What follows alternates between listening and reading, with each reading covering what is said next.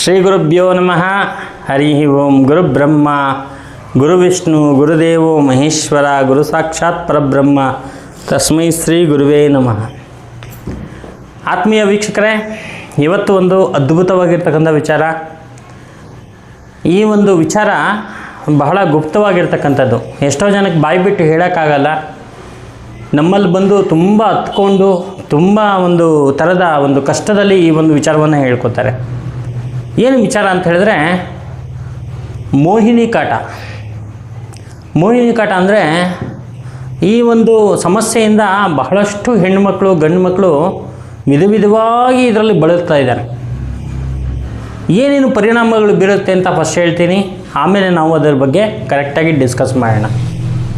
ನೋಡಿ, ಗಂಡು ಮಕ್ಳಿಗೆ ಬೇರೆ ಥರ, ಹೆಣ್ಣು ಮಕ್ಳಿಗೆ ಬೇರೆ ಥರ ಬರುವಂಥ ಒಂದು ಸಮಸ್ಯೆ ಇದು. ಫಸ್ಟ್ ಮೋಹಿನಿ ಯಾರು ಅಂತ ತಿಳ್ಕೊಳ್ಳಿ. ಮೋಹಿನಿ ಯಾರು ಅಂದರೆ ನೋಡಿ, ಪ್ರೇತ, ಭೂತ, ಪಿಶಾಚಿ, ಆಯಿತಾ. ಅದಕ್ಕಿಂತ ಭಾರಿ ಪವರ್ಫುಲ್ ಆಗಿರೋದು ಯಾವುದು ಅಂದರೆ ಮೋಹಿನಿ. ಮೋಹಿನಿ ಅನ್ನೋದು ಒಂದು ನೆಗೆಟಿವ್ ಎನರ್ಜಿ. ಅಂದರೆ 1000 ಪ್ರೇತಗಳು ಸೇರಿದಾಗ ಅದು ಭೂತಾಕಾರವಾಗುತ್ತೆ.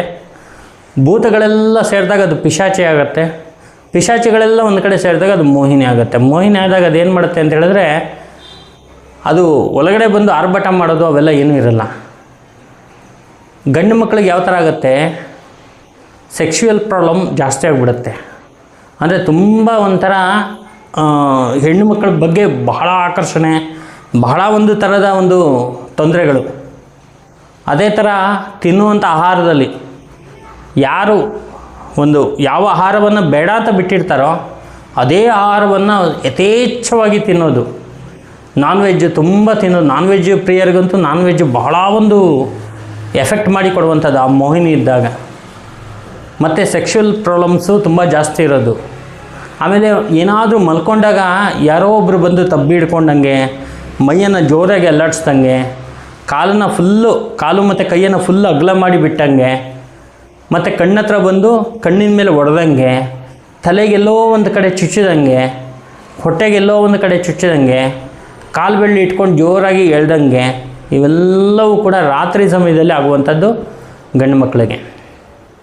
ಇನ್ನೂ ಹಲವಾರು ಸಮಸ್ಯೆ ಇದೆ, ಹಲವಾರು ಪ್ರಾಬ್ಲಮ್ಸ್ಗಳಿದೆ.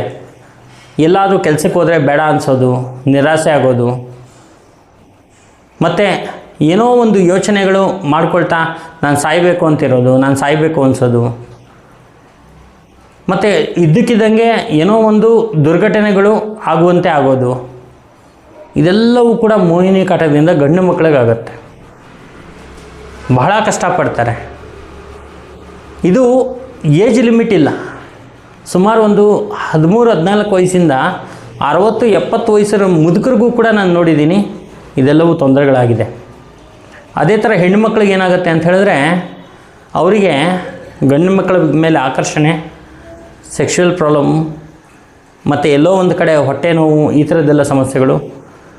ನಿದ್ದೆ ಬರೋದಿಲ್ಲ, ನಿದ್ದೆ ಸಮಸ್ಯೆ, ಮೈ ಕೈಯೆಲ್ಲ ಫುಲ್ಲು ಹಿಂಡ್ದಂಗೆ ಆಗೋದು, ಫುಲ್ಲು ಒಂಥರ ಯಾರೋ ಒಬ್ಬರು ಬಂದು ಪ್ರೆಸ್ ಮಾಡ್ದಂಗೆ ಆಗೋದು, ಹಿಡ್ಕೊಂಬಿಡೋದು, ಮತ್ತು ಕಣ್ಣು ನೋವು, ಮೂಗು ನೋವು, ಕಾಲು ಬೆರಳುಗಳು ಅಲ್ಲಾಡಿಸ್ದಾಗೋದು, ಮತ್ತು ಒಂಥರ ಫಿಸಿಕಲ್ಲಾಗಿ ತುಂಬ ತೊಂದರೆಗಳಾಗೋದು. ಈ ಎಲ್ಲ ವಿಚಿತ್ರವಾಗಿರ್ತಕ್ಕಂಥ ಸಮಸ್ಯೆಗಳು. ಯಾರಾದರೂ ಗಂಡು ನೋಡೋಕ್ಕೆ ಬಂದರೆ, ಹೆಣ್ಮಕ್ಳಿಗೆ ಮದುವೆ ಆಗಿರಲ್ಲ, ಯಾರು ಗಂಡು ನೋಡೋಕ್ಕೆ ಬಂದರೆ ಆ ಗಂಡು ಸರಿಯಿಲ್ಲ ಅಂಥೇಳಿ ಇವರಿಗೆ ಮನಸ್ಸಲ್ಲಿ ಭಾವನೆ ಬಂದು ಬೇಡ ಅಂತ ರಿಜೆಕ್ಟ್ ಮಾಡೋದು. ಇನ್ನೂ ಹಲವಾರು ಸಮಸ್ಯೆಗಳು ಹೆಣ್ಮಕ್ಳಿಗೆ ಕಾಡಿಸುತ್ತೆ. ಇಂತಹ ಒಂದು ಸಮಸ್ಯೆಗಳು ಯಾಕೆ ಬರುತ್ತೆ ಅಂದರೆ, ಈ ಒಂದು ಮೋಹಿನಿಯಿಂದ ಬರುತ್ತೆ. ಬಂದಾಗ ಬಹಳಷ್ಟು ಕಷ್ಟವನ್ನು ಪಡ್ತಾರೆ. ಇದ್ರ ಜೊತೆಗೆ ಕಾಮನ್ನಾಗಿ ಪ್ರಾಬ್ಲಮ್ ಏನಪ್ಪ ಅಂತ ಹೇಳಿದ್ರೆ, ಆ ಮೋಹಿನಿ ಕಾಟ ಇರೋರಿಗೆ ಹೆಚ್ಚಾಗಿ ನರ್ವ್ ಪ್ರಾಬ್ಲಮ್, ನರದ ಸಮಸ್ಯೆಗಳು ತುಂಬ ಜಾಸ್ತಿ ಇರುತ್ತೆ. ಸೊ ನರದ ಸಮಸ್ಯೆಗಳು ತುಂಬ ಜಾಸ್ತಿ ಇರುತ್ತೆ. ಕಾಲಿಂದ ಹಿಡಿದು ತಲೆ ತನಕ ಫುಲ್ಲು ನೋವುಗಳಿರುತ್ತೆ. ಈ ನರದ ಮೇಲೆ ಈ ಮೋಹಿನಿ ಪ್ರಭಾವ ತುಂಬ ಜಾಸ್ತಿ ಇರೋದ್ರಿಂದ ನಾವು ಮೆಡಿಕಲ್ಗೆ ಹೋದಾಗ ಅದು ಕೆಲವೆಲ್ಲ ಗೊತ್ತಾಗೋದಿಲ್ಲ, ತೊಂದರೆಗಳಾಗತ್ತೆ. ಸೊ ಇದೆಲ್ಲವೂ ಕೂಡ ಮೋಹಿನಿ ಕಾಟ ಅಂತಕ್ಕಂಥದ್ದು ಎಲ್ಲರಿಗೂ ಬರೋದಲ್ಲ, ಲಕ್ಷದಲ್ಲಿ ಒಬ್ಬರಿಗೆ ಬರುವಂಥದ್ದು. ಬೇರೆಯವರಿಗೆ ಇದೆಲ್ಲ ಹೇಳಿದ್ರು ಕೂಡ ಅವ್ರು ನಂಬೋದಿಲ್ಲ. ನಿನಗೆಲ್ಲೋ ಒಂಥರ ಮಾನಸಿಕವಾಗಿ ತೊಂದರೆ ಆಗಿದೆ ಅಂತ ಹೇಳ್ತಾರೆ. ಇದೆಲ್ಲ ಗೊತ್ತಿರೋರಿಗೆ ಮಾತ್ರ ಇದು ಹಿಂಗಿದೆ ತೊಂದರೆಗಳು ಅನ್ನೋದು ಮಾತ್ರ ಗೊತ್ತಾಗುತ್ತೆ. ಸೊ ಆದ್ದರಿಂದ ಇದಕ್ಕೆ ಬಹಳ ಒಂದು ವಿಶೇಷವಾಗಿರ್ತಕ್ಕಂಥ ಉಪಾಯ ಪರಿಹಾರಗಳಿದೆ. ಪರಿಹಾರ ಇಲ್ಲ ಅಂತ ತಿಳ್ಕೊಳ್ಳೇಬೇಡಿ, ಅದ್ಭುತವಾಗಿರ್ತಕ್ಕಂಥ ಪರಿಹಾರ ಇದೆ. ಆ ಪರಿಹಾರವನ್ನು ತುಂಬ ಎಕ್ಸ್ಟ್ರೀಮ್ ಲೆವೆಲ್ಗೆ ಹೋಗೋ ತನಕ ನೀವು ಕಾಯ್ದೇನೆ ಸ್ಟಾರ್ಟಿಂಗಲ್ಲೇ ಅಥವಾ ಮಧ್ಯದಲ್ಲೇ ಬಂದಿದ್ದೇ ಆದರೆ ಅದನ್ನು ನಾವು ಕ್ಲಿಯರ್ ಮಾಡ್ಬೋದು. ಎಕ್ಸ್ಟ್ರೀಮ್ ಲೆವೆಲ್ಗೆ ಹೋದರೂ ನಮ್ಗೆ ಗೊತ್ತಿದೆ ಅದನ್ನು ಹೆಂಗೆ ತಡಿಬೇಕು, ಹೆಂಗೆ ಮಾಡಬೇಕು ಅಂತೆಲ್ಲ ಗೊತ್ತಿದೆ. ಆದರೆ ಅದು ಬೇಡ, ಅಲ್ಲಿ ತನಕ ನೀವು ಬಿಡೋದು ಬೇಡ. ನೀವು ಬಂದಿದ್ದೇ ಆದರೆ ಅದಕ್ಕೆ ಬೇರೆ ಥರ ಒಂದು ಪರಿಹಾರಗಳಿದೆ, ಅದನ್ನು ಮಾಡ್ಬೋದು. ನೀವು ಅದಕ್ಕೆ ಒಂದು ರೆಮಿಡಿ ನೀವು ಮನೆಯಲ್ಲೇ ಮಾಡ್ಕೋಬೇಕು ಅಂತ ಹೇಳಿದ್ರೆ, ಅಂದರೆ ಅದರಿಂದ ಸ್ವಲ್ಪ ರಿಲೀಫ್ ಆಗಬೇಕು ಅಂದರೆ, ಈಗ ನಿದ್ದೆ ಬರ್ತಿಲ್ಲ, ನಿದ್ದೆ ಪ್ರಾಬ್ಲಮ್ ಎಲ್ಲ ಆಗಬೇಕು ಅಂದರೆ ಸರ್ವೇಶ್ವರಿ ಪೂಜೆ ಬಹಳ ವಿಶೇಷವಾಗಿರ್ತಕ್ಕಂಥ. ದಾಕ್ಷಾಯಣಿ ಅಂತ ಹೆಸರು ಕೇಳಿದ್ದೀರ ನೀವು, ಶಿವನ ಮೊದಲನೇ ಪತ್ನಿ. ಅವಳು ಬೆಂಕಿಗೆ ಹಾರಿಬಿಡ್ತಾಳೆ. ದಕ್ಷನ ಮಗಳು ದಾಕ್ಷಾಯಣಿ, ಮಹಾಸತಿ ಅಂತ ಹೇಳಿ ಕರಿತೀವಿ ನಾವು. ಮಹಾಸತಿ ಬಹಳ ಅದ್ಭುತವಾಗಿರ್ತಕ್ಕಂಥ ಶಕ್ತಿ ಅದು. ಆ ದೇವಿಯ ಒಂದು ಪೂಜೆಯಿಂದ ಈ ಮೋಹಿನಿ ದೂರ ಇರ್ತಾಳೆ, ಹತ್ತಿರದಲ್ಲಿ ಬರೋದಿಲ್ಲ. ಆದರೆ ಇದನ್ನೇ ನಾವು ಮಾಡ್ಕೊಂಡು ಹೋಗೋದಲ್ಲ, ಅದನ್ನು ಕ್ಲಿಯರ್ ಮಾಡೋವಂಥದ್ದು ಪ್ರೊಸೀಜರ್ ಇದೆ, ಅದನ್ನು ಕೂಡ ಮಾಡಿಸ್ಬೇಕಾಗುತ್ತೆ. ಆದರೆ ನೀವು ಸದ್ಯದ ಪರಿಸ್ಥಿತಿಗೆ ಬೇಕಾದರೆ, ಸದ್ಯದ ಒಂದು ಇದಕ್ಕೆ ಬೇಕಾದ್ರೆ ಈ ಸರ್ವೇಶ್ವರಿ ವ್ರತ, ಪೂಜೆ, ಜಪ ಇದನ್ನೆಲ್ಲ ಮಾಡ್ಕೊಳ್ಳಿ. ನಿಮಗೆ ಬಹಳಷ್ಟು ಅನುಕೂಲಗಳಾಗತ್ತೆ.